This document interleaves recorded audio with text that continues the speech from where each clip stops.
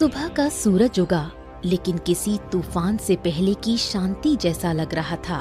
हरिराम खेत में बीजों को देख रहा था, जो अब सोने जैसे चमकते दिखते थे। अरे गोलू, देख तो, ये फसल तो जैसे गाना गा रही हो। तुम्हारे हाथ की छुअन में जादू है। हाँ, बिल्कुल सही कह रहे हो मित्र। इस बार की फसल सोने की फसल जैसी उगती हुई दिख रही है। वाह वाह वाह वाह वाह वाह। इतना बोलकर अचानक गोलू एक ओर हट गया।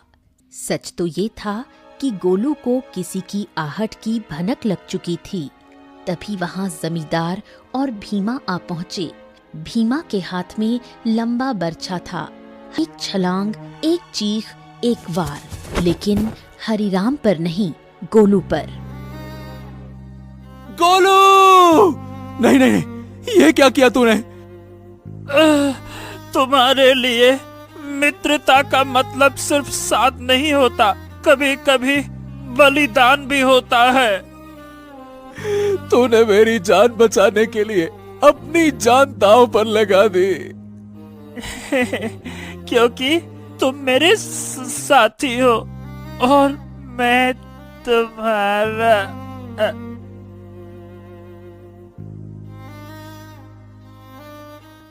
जमींदार और भीमा अविश्वास भरी नजरों से घायल गोलू को देखने लगे। भीमा जमींदार की ओर देखकर बोला, अरे ये क्या जमींदार, इस मूर्ख बंदर ने तो हरिराम के ऊपर लगने वाला वार अपने ऊपर ले लिया। हाँ, तुमने सही कहा, लेकिन मैं फिर भी हरिराम को जीवित नहीं छोड़ूंगा। इतना बोलकर जमींदार गोलू की ओर देखकर क्रोधित अवस्था में बोला, अरे तू मूर्ख का मूर्ख बंदर ही रहा। अरे तू इंसानों की तरह बोल सकता था और इंसानों की तरह रहने लगा था, लेकिन तू इंसानों की तरह चतुराई नहीं सीख सका। तुझे क्या जरूरत थी अपने ऊपर वार लेने की? क्या आवश्यकता थी बलिदान देने की? मूर्ख बंदर कहीं का, तूने मेरे सारे किए कराए पर पानी फेर दिया। लेकिन तुझे क्या लगता है कि मैं हरिराम को जीवित छोड़ दूंगा? नहीं, मैं हरिराम को जीवित बिल्कुल नहीं छोड़ूंगा, क्योंकि उसकी वजह से ही मेरा गांव में दबदबा समाप्त हुआ है।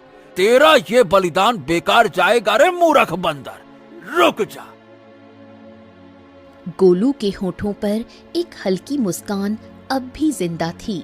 गोलू ने अपने मित्र हरिराम को मुस्कुराते हुए देखते हुए ही दम तोड़ दिया। तभी वहां वही साधु प्रकट हो गया, जिसने गोलू को बोलने